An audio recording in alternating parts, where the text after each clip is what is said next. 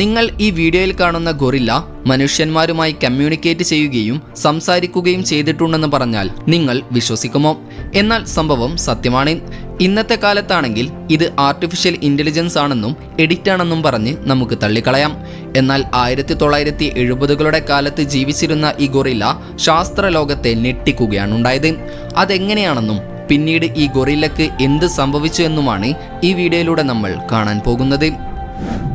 1971 July 4 San Francisco മൃഗശാലയിൽ ജനിച്ച ഈ guerrilla മറ്റു ഗൊറില്ലകളിൽ നിന്നും ഒട്ടുമിക്ക മൃഗങ്ങളിൽ നിന്നും തികച്ചും വ്യത്യസ്തയായിരുന്നു. അതൊരു ഫീമെയിൽ വെസ്റ്റേൺ ലോലാൻഡ് ഗൊറില്ലയായിരുന്നു. കൊക്കോ എന്നായിരുന്നു ഈ ഗൊറില്ലക്ക് സൂ അധികൃതർ നൽകിയ പേര്. ശാരീരികമായി മാത്രമല്ല, മാനസികമായും വൈകാരികമായും മനുഷ്യരോട് സാമ്യമുള്ള ജീവിയായിരുന്നു കൊക്കോ. അമേരിക്കൻ സൈൻ ലാംഗ്വേജിൻ്റെ അഥവാ ASLന്റെ പരിഷ്കരിച്ച രൂപത്തിലൂടെ കൊക്കോ മനുഷ്യരുമായി സംസാരിക്കുകയും തൻ്റെ വൈകാരിക ലോകവും വികാരങ്ങളും വ്യക്തമായി പ്രകടിപ്പിക്കുകയും ചെയ്തിരുന്നു. ദേഷ്യം മുതൽ സ്നേഹം വരെയും സങ്കടം മുതൽ സന്തോഷം വരെയുമുള്ള വികാരങ്ങൾ പ്രകടിപ്പിക്കാൻ കൊക്കോയ്ക്ക് കഴിഞ്ഞിരുന്നു. ഇതിനെല്ലാം പുറമെ കൊക്കോയ്ക്ക് ചില വിചിത്രമായ താല്പര്യങ്ങളും ഉണ്ടായിരുന്നു അത്രേ. ഉദാഹരണത്തിന് മുലക്കണ്ണുകളോടുള്ള അഥവാ നിപ്പിൾസിനോടുള്ള ഒരു പ്രത്യേക താല്പര്യം അവൾ പ്രകടിപ്പിച്ചിരുന്നു.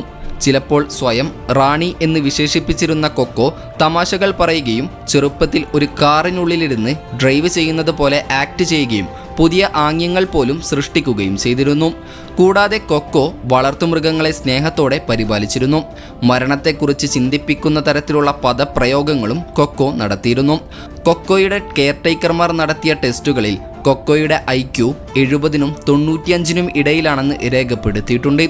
എങ്കിലും കുരങ്ങുകളുടെ IQ ടെസ്റ്റുകൾ മനുഷ്യരുടേതുമായി നേരിട്ട് താരതമ്യം ചെയ്യാൻ കഴിയില്ല. ഇതിനെക്കുറിച്ച് ശാസ്ത്രജ്ഞർക്കിടയിൽ ഇപ്പോഴും തർക്കമുണ്ട്. എങ്കിലും ഒരു ഗൊറില്ല എന്ന നിലയിൽ അവളുടെ ആംഗ്യഭാഷാ പരിജ്ഞാനം സാധാരണ മൃഗവിനിമയ രീതികൾക്കും മുകളിലായിരുന്നു. എന്നാൽ കൊക്കോയുടെ ബാല്യം മറ്റ് ഗൊറില്ലകളെ പോലെ ആയിരുന്നില്ല. അതൊരു വലിയ പോരാട്ടമായിരുന്നു. ജനിച്ച് ആദ്യ മാസങ്ങളിൽ തന്നെ കൊക്കോ ജീവൻ അപകടപ്പെടുത്തുന്ന തരത്തിലുള്ള രോഗം ബാധിച്ചവളായിരുന്നു. ആ മൃഗശാലയിൽ ജനിക്കുന്ന 50ാമത്തെ ഗൊറില്ലയായിരുന്നു കൊക്കോ. രോഗം കാരണം അമ്മയില്ലാതെയാണ് അവൾ വളർന്നത്. ചികിത്സ പൂർത്തിയാകുന്നതുവരെ അവളെ നോക്കാൻ ഒരു കെയർ ടേക്കറെ ഏൽപ്പിച്ചു. ഒടുവിൽ അമ്മയുടെ അടുത്തേക്ക് തിരിച്ചെത്തിയപ്പോൾ അമ്മ കൊക്കോയെ സ്വീകരിക്കാൻ തയ്യാറായില്ല.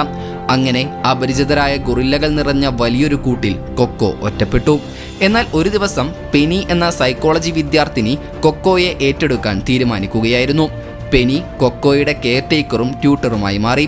തൻ്റെ ഡോക്ടറൽ റിസർച്ചിൻ്റെ ഭാഗമായി കൊക്കോയെ സൈൻ ലാംഗ്വേജ് പഠിപ്പിക്കാനായിരുന്നു അവളുടെ തീരുമാനം. പലതരം ഇൻ്റലിജൻസ് ടെസ്റ്റുകളും അവൾ കൊക്കോയ്ക്ക് നൽകി. അതിലെല്ലാം കൊക്കോ മികച്ച രീതിയിൽ പങ്കെടുത്തു. ആംഗ്യഭാഷ ഇത്ര വേഗത്തിൽ പഠിച്ചെടുത്തത് ഒരു കുരങ്ങ് വർഗത്തിൽപ്പെട്ട ജീവിയുടെ ഉയർന്ന മാനസിക ശേഷിയാണ് കാണിക്കുന്നത്. കൊക്കോയ്ക്ക് പരിഷ്കരിച്ച ആംഗ്യഭാഷയിൽ 1000-ലധികം ആംഗ്യങ്ങൾ അറിയാമായിരുന്നു. കൂടാതെ ഏകദേശം 2000 ഇംഗ്ലീഷ് വാക്കുകൾ അവൾക്ക് മനസ്സിലാകുമായിരുന്നു അത്രേ. ഒരു ചെറിയ മനുഷ്യക്കുട്ടിയെപ്പോലെ ആശയങ്ങൾ പ്രകടിപ്പിക്കാനും നല്ലത്, ചീത്ത, വ്യാജം, സത്യം തുടങ്ങിയ വാക്കുകളും നാമങ്ങളും ക്രിയകളും വിശേഷണങ്ങളും കൃത്യമായി തിരിച്ചറിയാനും കൊക്കോയ്ക്ക് കഴിഞ്ഞിരുന്നു. അവൾ ആദ്യം പഠിച്ച വാക്ക് റാണി എന്നായിരുന്നു. കാരണം കൊക്കോ സ്വയം ഒരു റാണിയാണെന്ന് കരുതിയിരുന്നു. തന്നെക്കുറിച്ച് സംസാരിക്കുമ്പോൾ പേരിന് പകരം അവൾ റാണി അഥവാ ക്വീൻ എന്ന ആംഗ്യഭാഷയാണ് ഉപയോഗിച്ചിരുന്നത്. പഠിപ്പിച്ചു കൊടുത്ത കാര്യങ്ങൾ മാത്രമല്ല, ആംഗ്യങ്ങൾ സ്വന്തമായി കൂട്ടിച്ചേർക്കാനും കൊക്കോയ്ക്ക് അറിയാമായിരുന്നു. ഉദാഹരണത്തിന് മോതിരം അഥവാ റിംഗ് എന്ന വാക്ക് ആരും പഠിപ്പിച്ചിരുന്നില്ലെങ്കിലും അവൾ വിരൽ അഥവാ ഫിംഗർ, വള അഥവാ ബ്രേസ്ലെറ്റ് എന്നീ വാക്കുകൾ ചേർത്ത് ഫിംഗർ ബ്രേസ്ലെറ്റ് എന്നൊരു പേര് അതിനായി ആംഗ്യഭാഷയിലൂടെ ഉണ്ടാക്കിയിരുന്നു. കൂടാതെ കൊക്കോയ്ക്ക് നല്ല തമാശാബോധം കൂടെ ഉണ്ടായിരുന്നു അത്രേ. അതായത് ആളുകളെ പറ്റിക്കാൻ അവൾ എപ്പോഴും ശ്രമിക്കുമായിരുന്നു. ഒരിക്കൽ പെനിയുടെ മുടി പിടിച്ച് വലിച്ച ശേഷം അവൾ ചിരിച്ചുകൊണ്ട് ആംഗ്യഭാഷയിൽ സോറി എന്ന് പറഞ്ഞിരുന്നു. ചുരുക്കി പറഞ്ഞാൽ കൊക്കോ ഒരു കുസൃതി കുട്ടിയെ പോലെയായിരുന്നു. മറ്റുള്ളവർക്കും ചിന്തകളും വികാരങ്ങളും കാഴ്ചപ്പാടുകളും ഉണ്ടെന്ന് മനസ്സിലാക്കാനുള്ള കഴിവ് അഥവാ തിയറി ഓഫ് മൈൻഡ് കൊക്കോയ്ക്ക് ഉണ്ടായിരുന്നു എന്നാണ് ഈ തമാശകൾ ചൂണ്ടിക്കാണിക്കുന്നത്. 1970കളിൽ സ്റ്റാൻഫോർഡ് ക്യാമ്പസിൽ വെച്ച് ചെറിയ ഗൊറില്ലയായിരുന്ന സമയത്ത് കൊക്കോ ഒരു കാറിനുള്ളിലിരുന്ന് അത് ഓടിക്കുന്നത് പോലെ കളിക്കുമായിരുന്നു. ഈ കഴിവുകളെല്ലാം കൊക്കോയുടെ അസാധാരണമായ ബുദ്ധിശക്തിയെയാണ് കാണിക്കുന്നത്. ഇതിനെല്ലാം പുറമെ പുരുഷന്മാരായാലും സ്ത്രീകളായാലും അവരുടെ നിപ്പിൾസിൽ കൊക്കോയ്ക്ക് ഒരു കൗതുകമുണ്ടായിരുന്നത്രേ. ചിലപ്പോൾ കൊക്കോയ്ക്ക് ആളുകളുടെ നിപ്പിൾസ് കാണാനോ സ്പർശിക്കാനോ താല്പര്യമുണ്ടായിരുന്നു. 2005 കൊക്കോയുടെ മുൻ കെയർടേക്കർമാർ ഒരു കേസ് ഫയൽ ചെയ്തിരുന്നു. അതായത് കൊക്കോയുടെ ആംഗ്യഭാഷയിലുള്ള ആവശ്യപ്രകാരം മാരടങ്ങൾ കാണിക്കാൻ തങ്ങൾ നിർബന്ധിതരായി എന്നായിരുന്നു അവരുടെ പരാതി. മറ്റു ഗൊറില്ലകളിൽ ഇത്തരം താല്പര്യങ്ങൾ കാണാറില്ലെന്ന് വിദഗ്ധർ പറയുന്നു. എന്നാൽ ഈ കേസ് കോടതിക്ക് പുറത്ത് ഒത്തുതീർപ്പായി. സത്യത്തിൽ കൊക്കോ ജനശ്രദ്ധ പിടിച്ചുപറ്റിയത് ആ കേസ് മുതലായിരുന്നു. ആദ്യം പെനിക്കും സുഹൃത്തുക്കൾക്കും മറ്റു ചിലർക്കും മാത്രം അറിയാമായിരുന്ന കൊക്കോ പെട്ടെന്ന് ദശലക്ഷക്കണക്കിന് ആളുകൾക്ക് പ്രിയപ്പെട്ടവളായി മാറി. കണ്ണാടി നോക്കി അവളെടുത്ത സെൽഫി ഇന്നും ലോക പ്രശസ്തമാണ്. നാഷണൽ ജിയോഗ്രഫിക് മാഗസിൻ്റെ കവറിൽ 2 തവണ കൊക്കോ വന്നിരുന്നു. ലോകമെമ്പാടുമുള്ള പ്രശസ്തർ അവളെ കാണാനെത്തി. ലിയോനാർഡോ ഡികാപ്രിയോ പോലെയുള്ള താരങ്ങളും കോമഡി താരം റോബിൻ വില്യംസ് വരെ കൊക്കോയെ സന്ദർശിച്ചിരുന്നു.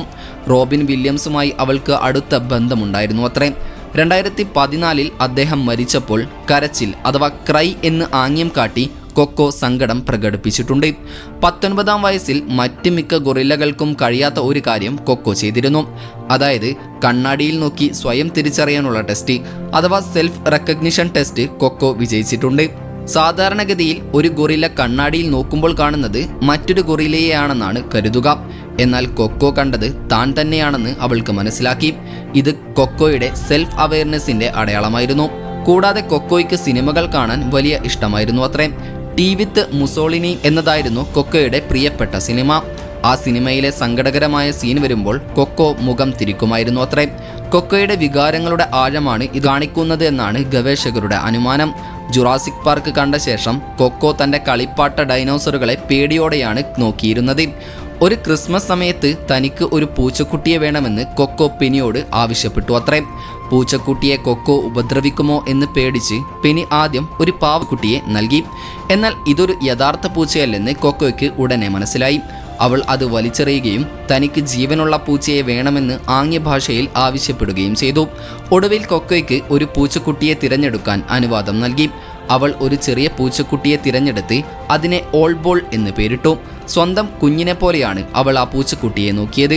തൻ്റെ വലിയ ശരീരം കാരണം പൂച്ചക്കുട്ടിക്ക് ഒരു കുഴപ്പവും പറ്റാതിരിക്കാൻ കൊക്കോ പ്രത്യേകം ശ്രദ്ധിച്ചിരുന്നു. എന്നാൽ ഒരു ദിവസം ഓൾബോൾ ഒരു കാറിടിച്ച് മരിക്കുകയായിരുന്നു. ഈ വാർത്തയറിഞ്ഞപ്പോൾ കൊക്കോ വല്ലാതെ സങ്കടപ്പെട്ടു. ബാഡ്, സാഡ് തുടങ്ങിയ വാക്കുകൾ ആ സമയത്ത് കൊക്കോ ആംഗ്യം കാണിച്ചിരുന്നു അത്രേ. ദിവസങ്ങളോളം അവൾ മനുഷ്യർ കരയുന്നത് പോലെ ശബ്ദമുണ്ടാക്കി സങ്കടപ്പെട്ടിരുന്നുവെന്നും റിപ്പോർട്ടുകളുണ്ട്. ഇതിനെക്കുറിച്ച് പെനി കൊക്കോസ് കിറ്റൺ എന്നൊരു പുസ്തകവും എഴുതിയിട്ടുണ്ട്. ഒരിക്കൽ ഒരു കെയർടേക്കർ കൊക്കോയ്ക്ക് ഒരു അസ്ഥികൂടം കാണിച്ചു കൊടുത്തിട്ട് അത് ജീവനുള്ളതാണോ മരിച്ചതാണോ എന്ന് ചോദിച്ചു അത്രേ. കൊക്കോ മരിച്ചു അഥവാ ഡെഡ് എന്ന് ആംഗ്യം കാട്ടി. മരിച്ച ഗൊറില്ലകൾ എങ്ങോട്ടാണ് പോകുന്നതെന്ന് ചോദിച്ചപ്പോൾ സുഖപ്രദമായ ഒരു കുഴിയിലേക്ക് അഥവാ കംഫർട്ടബിൾ ഹോൾ എന്നാണ് അവൾ ആംഗ്യഭാഷയിലൂടെ മറുപടി നൽകിയത്.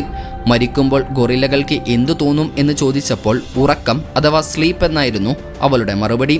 തുടർന്ന് 2018 ജൂണിലെ ഒരു പ്രഭാതത്തിൽ 46-ാം വയസ്സിൽ ഉറക്കത്തിൽ തന്നെ കൊക്കോ മരണപ്പെടുകയായിരുന്നു.